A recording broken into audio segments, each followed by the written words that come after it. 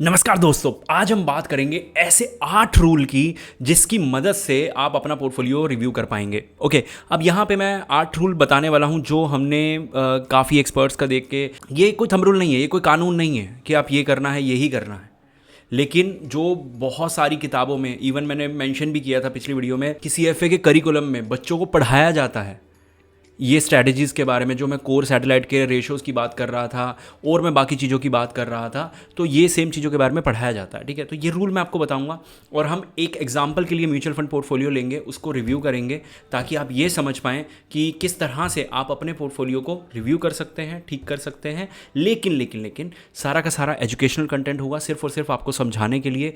कोई भी अगर आपको डिसीज़न लेना है तो वो आपका खुद का डिसीज़न होना चाहिए। आप 10 वीडियो देखिए, जो आपको समझ आया उसके अकॉर्डिंग आप करेंगे, और अगर आपके पास कोई एडवाइज़र है तो जो भी आप चेंजेस करेंगे एडवाइज़र से डिस्कस करके कर सकते हैं। तो सबसे पहले रूल बुक में आऊँ, मैं आपको पहला रूल अगर बता दूँ, keep 3 to 7 mutual fund, note मोर। अब ये चीज़ ना, एक चीज़ ध्यान रखना कि भाई ये जो रूल बुक है ना, ये आपको ये कहती है कि भाई 3 से 7 म्यूचुअल फंड रखो। और जो मैंने एक डिटेल वीडियो बनाई थी ना, तो उसमें इसकी बहुत अच्छी खासी रीजनिंग थी। अब हम पोर्टफोलियो रिव्यू कौन सा करने वाले हैं यहाँ पे, इनका पोर्टफोलियो है लमसम वाला सारा का सारा। निपोन में 1 लाख रुपए, बंधन में 50,000 रुपये, एडलविस में 50,000, मोतीलाल में 50,000, एसबीआई कॉन्ट्रा 45, पराग पारिक 55, ऑलमोस्ट इनका 3 से 4 लाख का पोर्टफोलियो है। अब मैं एग्जैक्ट पोर्टफोलियो तो यहाँ पे इम्प्लीकेट नहीं कर सकता, लेकिन मैंने ये सोचा कि अगर मैं 6-8 महीने पहले पोर्टफोलियो हम कुछ लेते, तो शायद मैंने टाइम फ्रेम गलत ले लिया, तो इस टाइम फ्रेम के अकॉर्डिंग तो मार्केट में गिरावट है।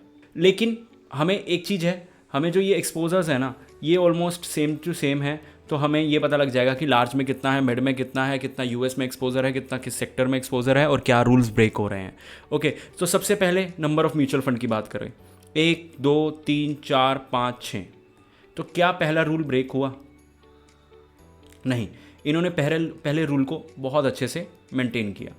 सैटेलाइट, ये 70-30 एग्जाम्पल है, इसको एक बार के लिए बेशक हटा दो। हर किसी का आप अपने हिसाब से देख सकते हैं कि आपके लिए रेशियोज़ क्या ठीक बैठते हैं, 70-30 या 30-70। ओके, बंधन स्मॉल कैप, मिड कैप। अब यहाँ पे ना हम ये देखते हैं कि अगर मैं सिर्फ और सिर्फ इसके बेस पे बात करूँ, 46, 37 और 16।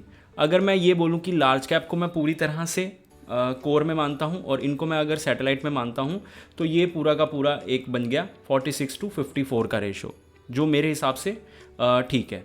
अब इस रेशोज़ को अगर हम अमाउंट के हिसाब से बात करें, 95,000, 1,50,000, 2,50,000, तो यहाँ पे नंबर्स बहुत अलग आ रहे हैं। 2,50,000 वर्सेस ऑलमोस्ट 1 लाख। तो यहाँ पे मैं बोलूँ तो 70-30 का रेशो है, 30-70 का रेशो, 30 कोर और 70 सैटेलाइट।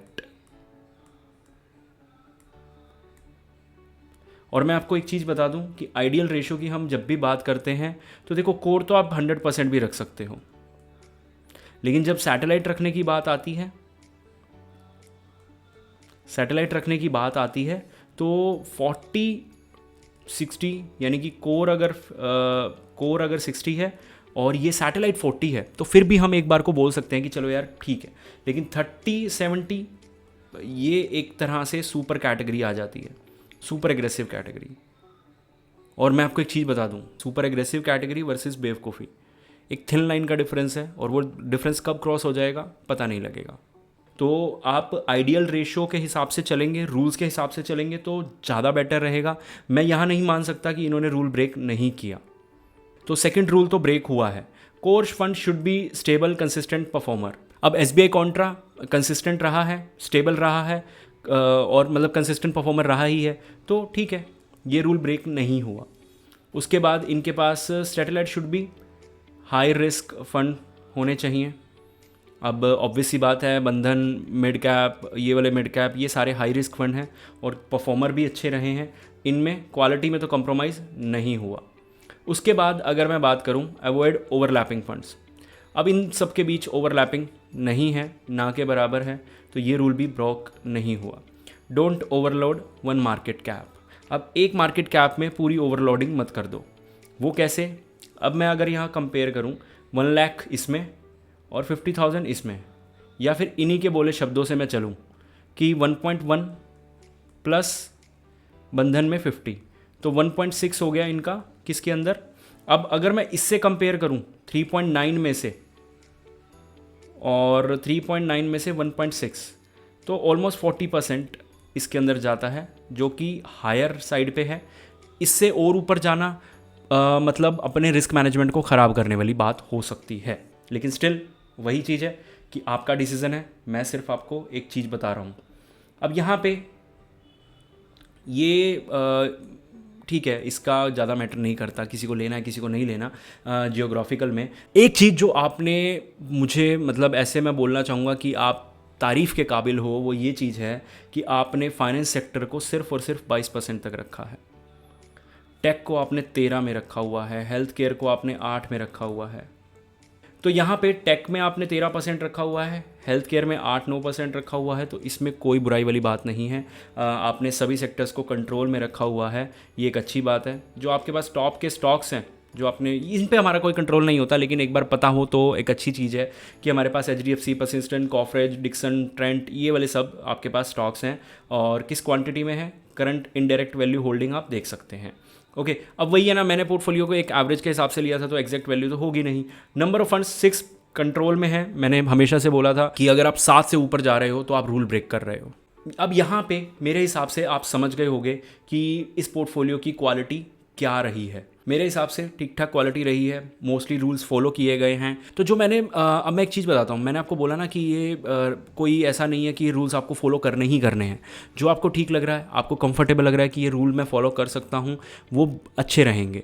अब मैं आपको रॉकेट निवेश सीरीज़ के बारे में बताऊँ कि यार हमने रॉकेट निवेश सीरीज़ स्टार्ट करी, उसमें सीरीज़ मतलब एक बकेट बनाई अपने क्लाइंट्स के लिए। मैं ARN registered mutual fund distributor हूँ, तो हमने एक अपने क्लाइंट्स के लिए रॉकेट निवेश बकेट बनाई जिसमें नंबर ऑफ़ म्यूचुअल फंड्स थे।